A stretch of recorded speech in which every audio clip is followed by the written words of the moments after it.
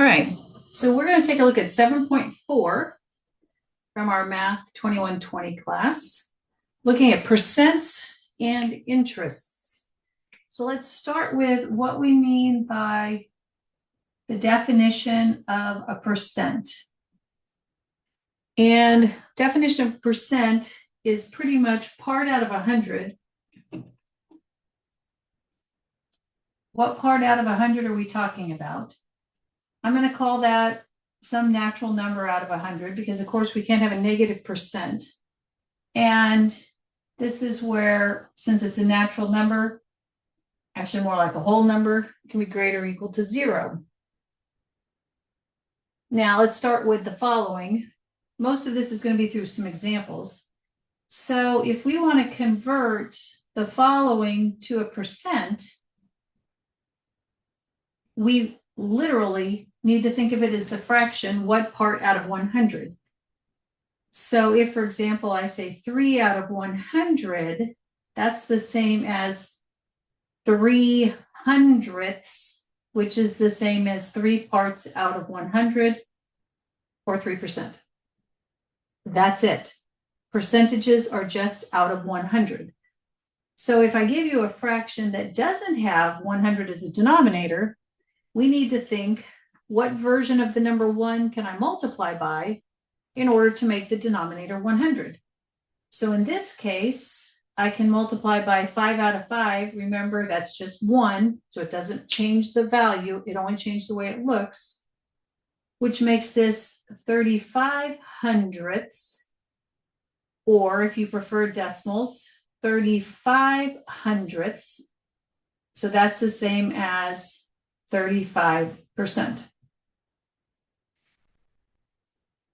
So if we start with a decimal, let's say we have 0.315, literally this is 315 out of 1,000 in the thousandths place. So again, we want it out of 100. So we have to figure out, okay, in order to make 1,000 into 100, we simply divide by 10. So if I divide by 10 out of 10, again, that's just the number 1. It's not changing the value, and that becomes the decimal 31.5 out of 100, or 31.5%. Okay.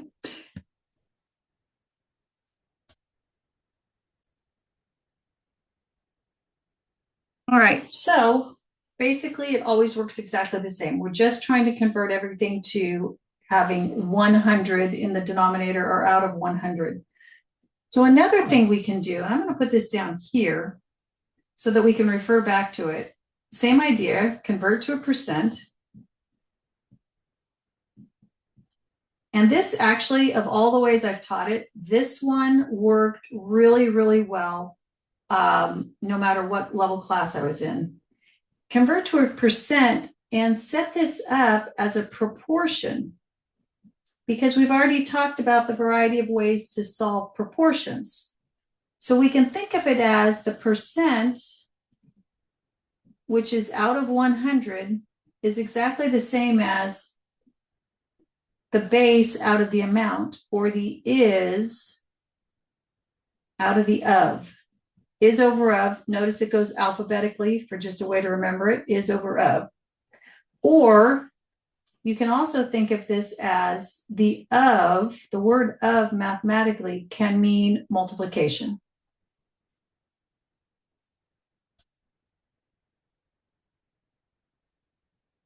So there's probably several of you that already have an idea of how you do percents, and if it works, don't change it. But of course, we want different ways of doing something. So for example, let's start with what is 30% of 27? Maybe you've got a 30% off sale, and we'll get to that here in just a minute, and you want to figure out, well, how much would I save? So I'm going to set it up both directions. I can either say the percent out of the 100 is the same as the is out of the of, or I can change it to meaning multiplication, or I can change it to 30% of 27. So I'm going to do this both ways. If I'm looking at this as a proportion, I need to fill in 3 of these 4 things will be given. In this case, we're given the percent. So I know I have 30 out of 100. And then I'm also given the of. So that goes in the denominator where the of would be. And I don't know what the is. Now I can use cross products, and I can multiply the means 100x equals the product of these extremes, the first and the last. And if I do that, oh, I didn't grab a calculator, so let's see, this is 54, 64, is it 81? Sorry guys, I should have been a little more prepared for that. So 27 times 3 is 81, so 810. Solve for x by dividing by 100. Technically, that's next chapter, so we'll take a look at this. 81 divided by 100 is the same as dividing by 10 twice. And so we end up with 8.1.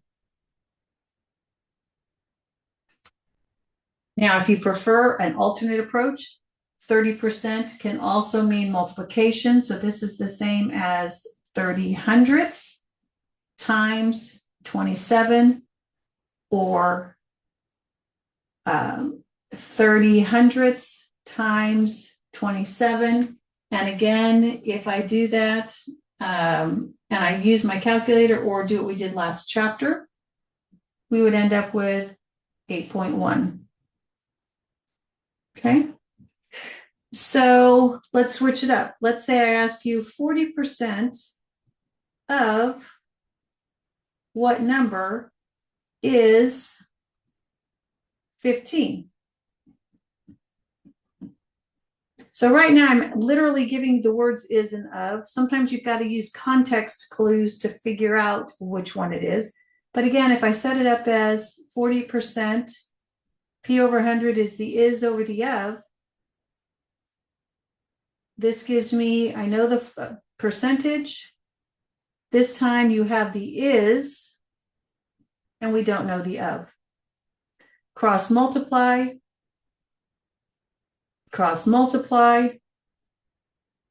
If I divide both sides by 40, am I running out of room? I think I'm still okay. I end up with, I don't know, 1,500 divided by 40. So 1,500, doing this off-site, that gives me 37.5. If I set it up the other way, I have 40% of what is 15. So this time I have 40% or 40 hundredths of some number. I'm going to change that to n is 15. So this is 0.4 40 hundredths or 4/10. N is 15. Divide by both sides by 0.4. And again, if I do this off to the side, 0.4 goes into 15. Move the decimal, move the decimal. 4 goes into 15 3 times. 4 goes into 37 times. 4 goes into 25 times. So I still get 37.5. Okay. So I have all kinds of examples if we need that. But let's take a look at, I think if you need more, if you'd like more, I have an entire page of more examples along with answers. So if you want more practice, I can definitely send those on to you. just send me a remind and we'll mention, and I'll send them to you. So now, before we start looking into marking up, as in those that work in stores, retail, restaurants, you want to figure out a profit margin. You want to figure out what you should sell something for in order to get a certain amount of profit. Or if you want to figure out sale prices, one of the things we might want to look at is percent increase or decrease. So let's take a look at percent increase or decrease. Okay. So if we want to increase something, perhaps we want to figure out a market, what we want for profit. If we want to put something on sale, we want to figure out the percentage we want to decrease it by. It's as simple as taking the amount of change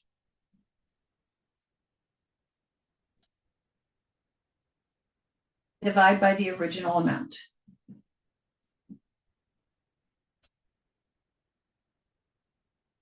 So for example, find the percent of change.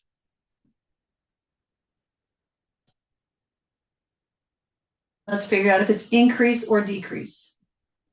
So say we go from 62 to 86. We want to know how much that has increased since it's going up. So we're going to say, well, I need the amount of change. The amount of change would be the difference between them, 86 minus 62. That's how much it changed over the original amount. In this case was 62. So if we do 86 minus 62, let's see, 86 minus 62 gives us 24 out of 62. 24 divided by 62 gives us an answer of 0.387, and it keeps going. But if we're talking about percentage is out of 100. What part out of 100? So 38 is our hundredths. So if I move that, I end up with 38.7%, because that's 38 hundredths. Rounding after that, we talked about rounding last week. Since it is going from 62 to 86, this would be an increase. Sorry about my pen, it's kind of bleeding. So 38.7. I'll switch pens. All right. Let's take a look at another one. Let's say we go from 78 to 56. So we can see it's going down, so it's decreasing. So again, the amount of change, the difference between 78 and 56 over the original 78. So the difference of 78 and 56 is 22. Divide that by 78. That's the original price. We divide by 78. We get 0.285. Nope. 282, sorry about that, 0.5. So since I need it to be a percentage, that's out of 100. So hundredths would be 28 hundredths. So if I move my decimal to the right to represent the hundredths, I end up with 28.2%, because I'm rounding. The 0 is going to make that stay at 2. Since we started with 78 and we decreased, this would be a decrease. Okay, so that's how we can figure out the percentage of change. Now this is going to help us. There's several ways to do markup and discount. That's where we're marking up or discounting.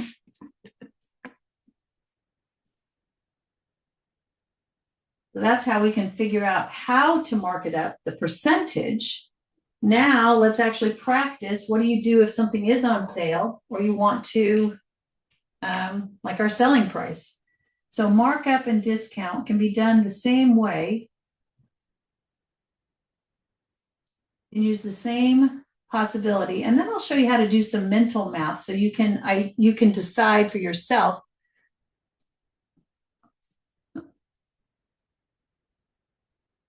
Where did this?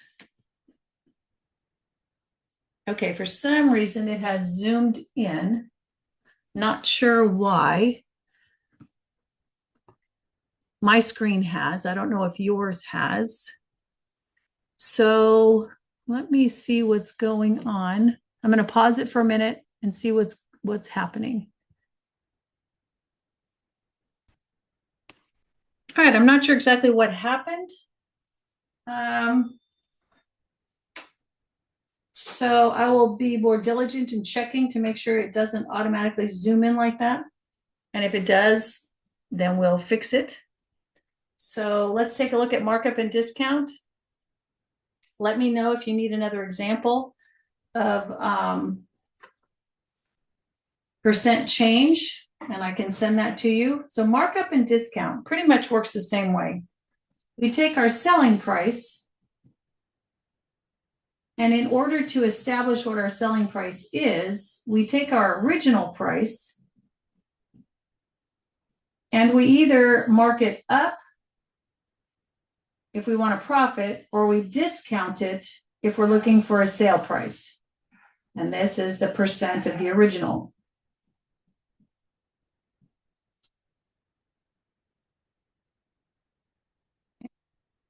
So for example, we'll do a little bit of wordplay here. A sporting goods store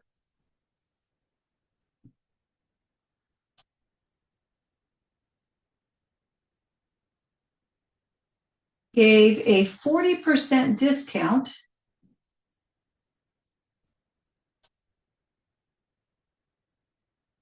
on a $75 sleeping bag.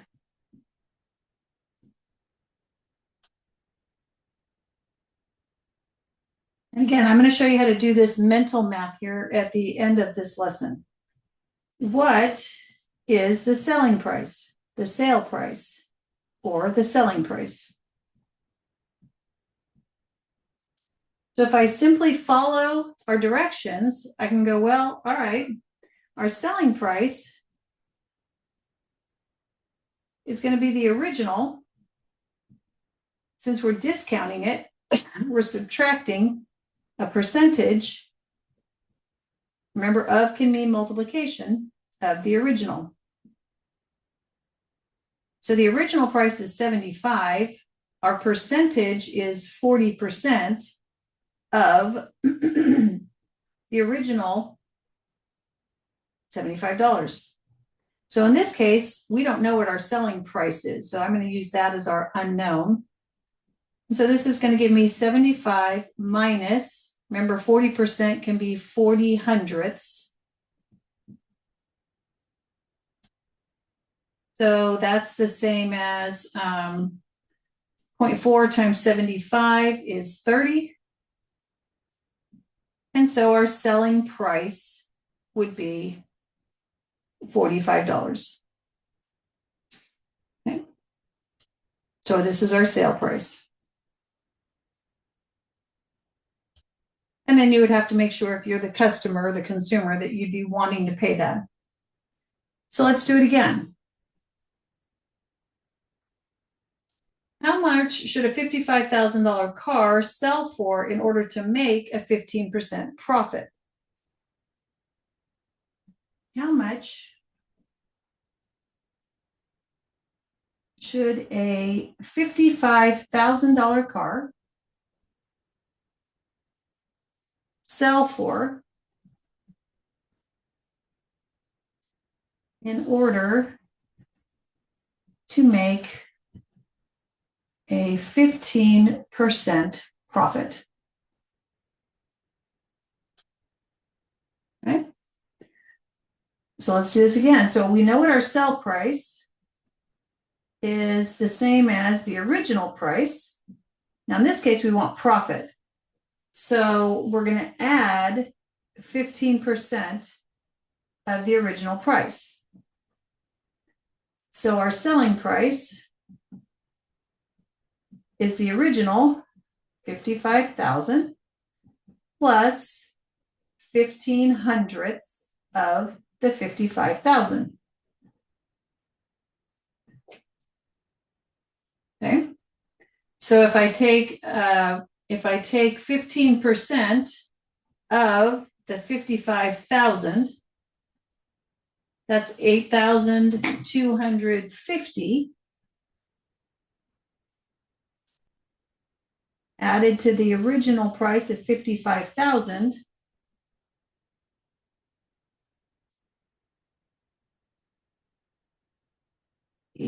So 250, 63. So this would be $63,250 is what we would need to sell it for. Okay, so do they all work this way? Yes, they all work this way. So the only other combination I can do, we've talked about what our selling price would be for a markup. We've talked about what it would be if it were a discount. Now, what we might want to do is figure out what's the original price. So Helen bought a sweater. Helen bought a sweater for $38.25 after it had been marked down 15%.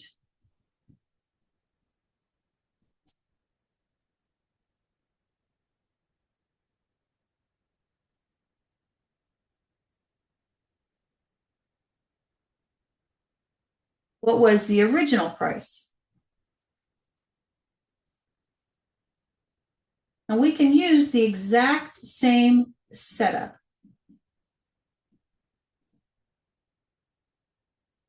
So we know our sale price or our selling price.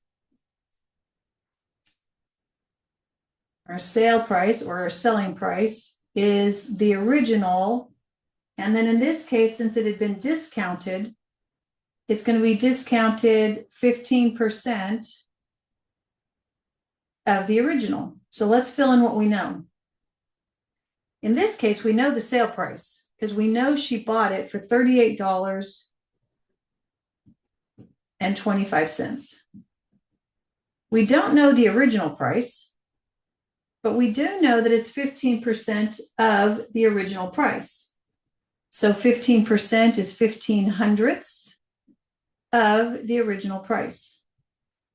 So again, this is more of next chapter, but using your high school algebra, if I have an X here, that's exactly the same as one whole X.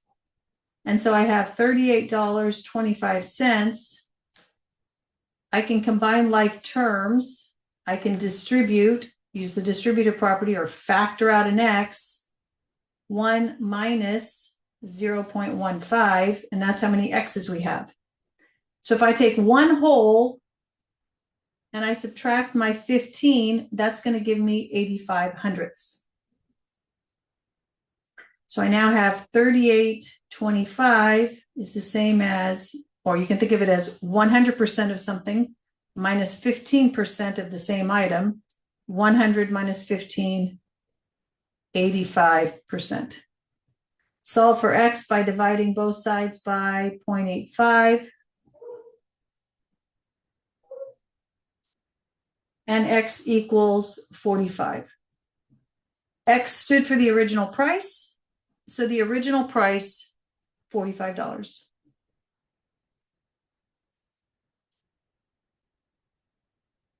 So one equation can be used in several different ways. And again, if you'd like more examples, I can send you more examples. Just send me a remind and I can snap a photo and send that to you. Okay. So in the last couple things of this section are interest and then also how to mentally calculate percentages so that if you're leaving a tip, for example, I know so much of it is auto tip now. And a lot of restaurants give you that option to auto tip. And actually, more often than not, their auto suggestions are inaccurate. Or if you are tipping somebody for unloading luggage out of your car and taking it to your room in a hotel, you want to give them a couple of, we can talk about that. Let's take a look at interest. There's 3 kinds of interest, but we're only going to be looking at 2 of them. Okay. Simple interest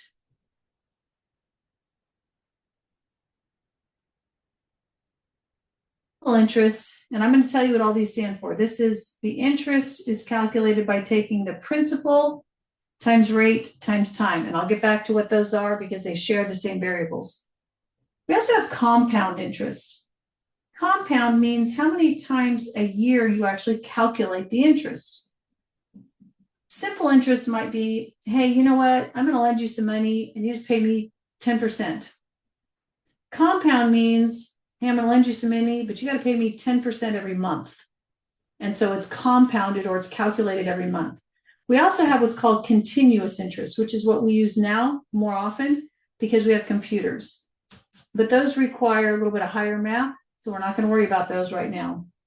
Compound interest can be found by our final amount is calculated by taking the principal, and I'll tell you what all this is, times 1 plus the interest rate over the number of compoundings multiplied to the power of NT.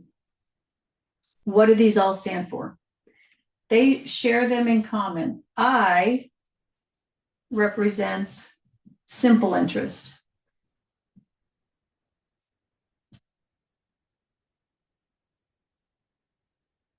A represents our final amount.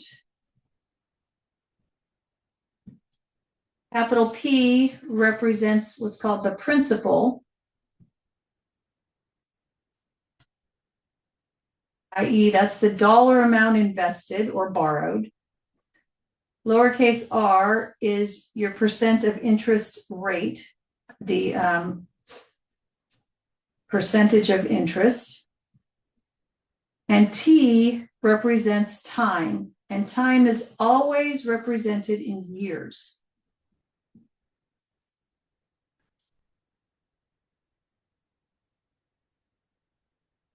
So for example, let's find, use simple interest. I'll show you how we know it's also simple. To find, to calculate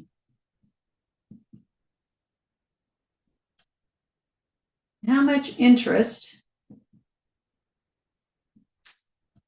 is earned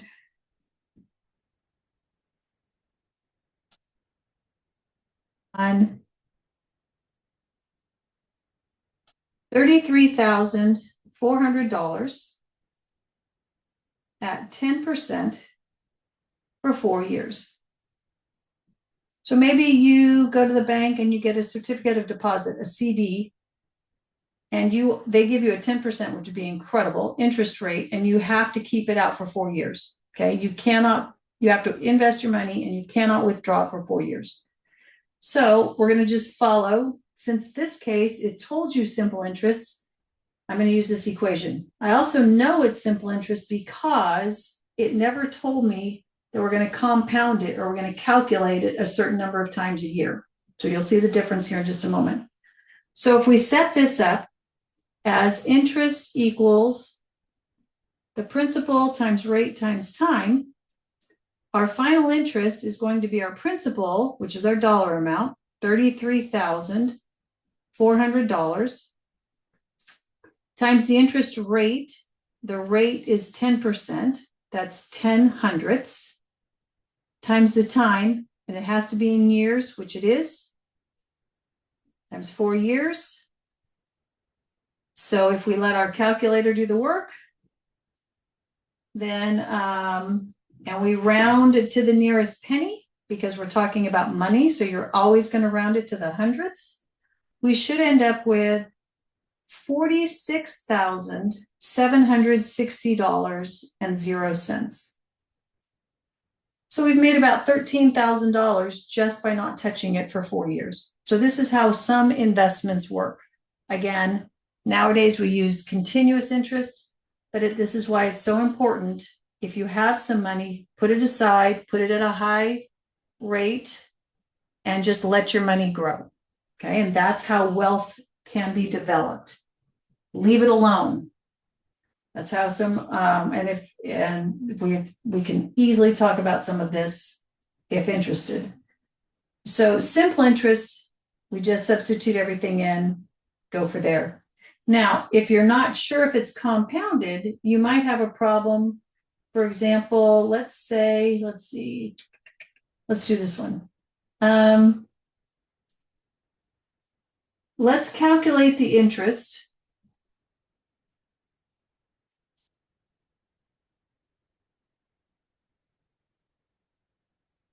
on, I could do the same, now I'll switch it, on $24,200 at 13.2% interest.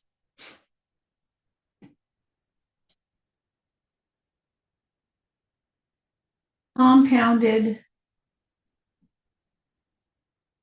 quarterly.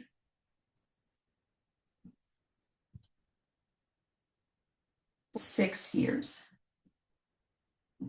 So the first decision to make is it simple or is it compound?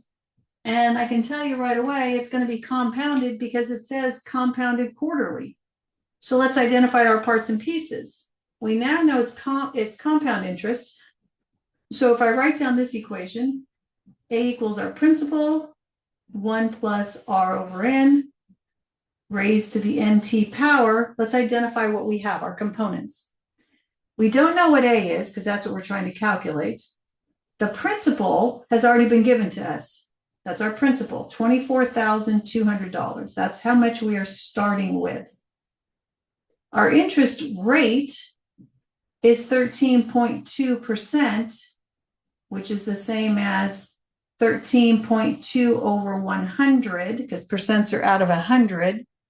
So our interest rate, if I divide by 100, I move the decimal 2 places to the left. There's my interest rate. N represents the number of compoundings. Oh, I forgot to put that in over here. I'm so sorry. N equals number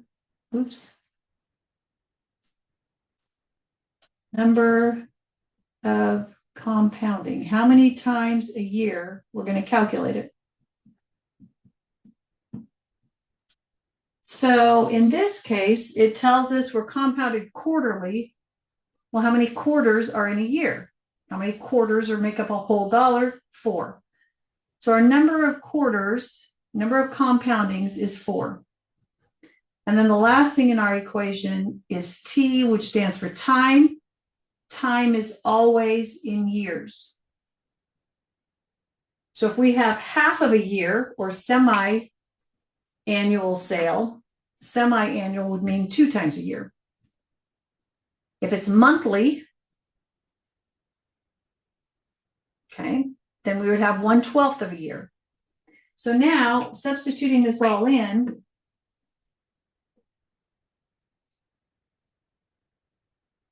amount equals our principal. I don't know if I have enough room up there. I think I'll do it down here. Our amount equals our principal, $24,200. 1 plus our interest rate of 0.132, 13.2, out of our number of compoundings, 4, raised to the 4 times 6th power. And if I grab my phone, let's see, I meant to grab another calculator. If I can turn it, give you a little more room. See if I can do this.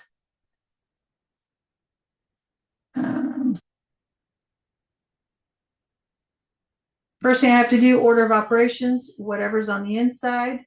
So I am going to take my 1 plus 0.1332 divided by 4. And what's nice is the calculator is scientific. So 0.132 divided by 4 is 0.033. 24,200, 1.033. And now I need to raise that to the 4 times 6, so that's 24th power.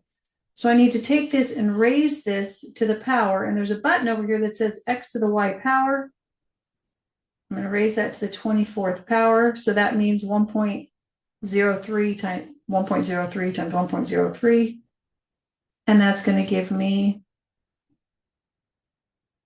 this large number. Now, for writing it on the paper, I'm going to write this, but I'm going to leave it in my calculator, and I've already done the parentheses, I've done the exponents. Now I'm going to simply multiply that by 24,200.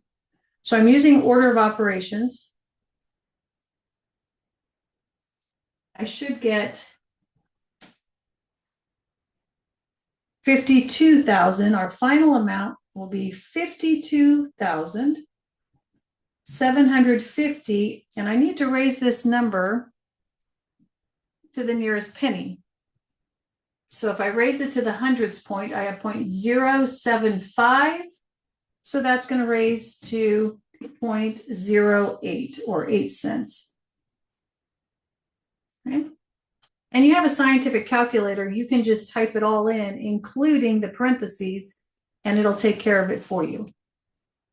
So simple and compound interest.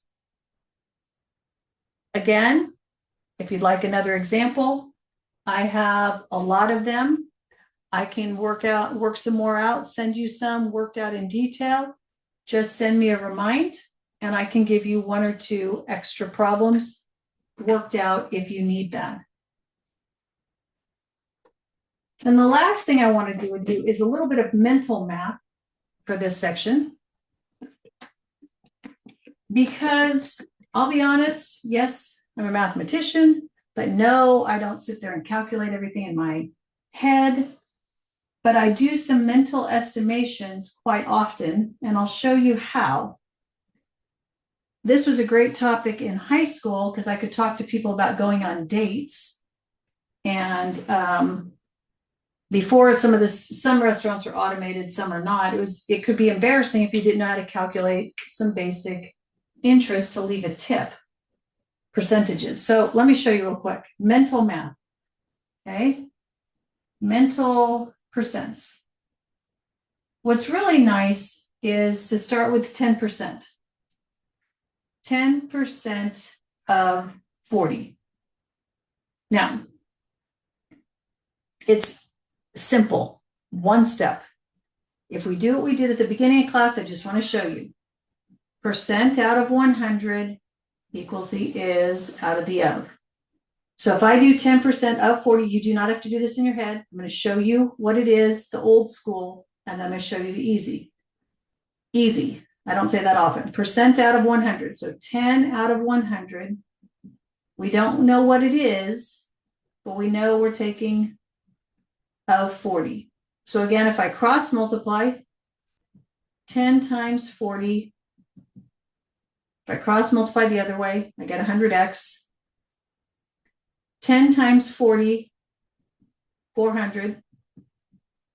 If I divide both sides by 100, I end up with 4. So here's how to do it quickly and easily. Take 10% of something. You literally move the decimal one place to the left. So since the decimal's after the 0, I want 10% or 1/10 of that. All I do is divide by 10. And so this ends up at 4. That's it. If I want 5% of 40, well, 10% is simply 4. So 5% is going to be half of that. So technically, if I wanted 15%, I could take 10% and 5%, and I would have a total of 4 plus 2 or 6. So if I did 15%, like a tip, of a $40 value, I know 10% is $4. I know half of that, or 5%, is $2. So a minimum would be a $6 tip. Now, if the service is great, give them more than that. Okay. So let's say, let's do it again. So for example, you have a dinner costs $30. And you want to leave a 15% tip.